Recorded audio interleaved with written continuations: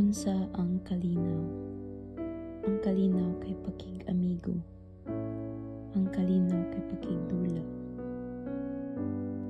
Ang kalinaw kay pagpaambit ug pagpuli-puli. Ang kalinaw kay pagtinabangay kung kinahanglan. Ang kalinaw kay ang pagpangayo ug pasaylo kung nakapasakit ka sa isig kaingon. Ang kalinaw kay pagpasaylo ug pagpadayon. Ang kalinaw kay ang pagpahiyom sa mga isig ka tawo sa imong palibot. Ang kalinaw kay ang paghatag nimog oras sa imong mga gimahal sa kinabuhi.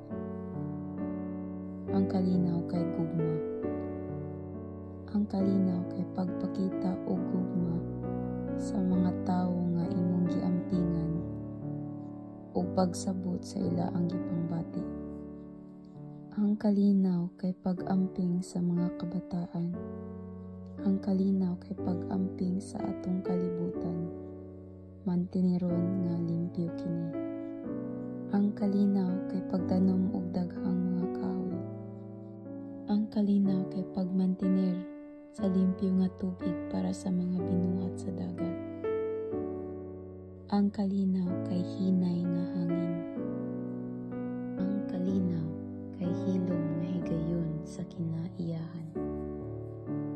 Ang kalinaw kay kalapati. Ang kalinaw kay ang paghigugma sa usag-usa bisag unsa pa ang ila ang gigikanan. Ang kalinaw gibati nga luwas o gawasnon.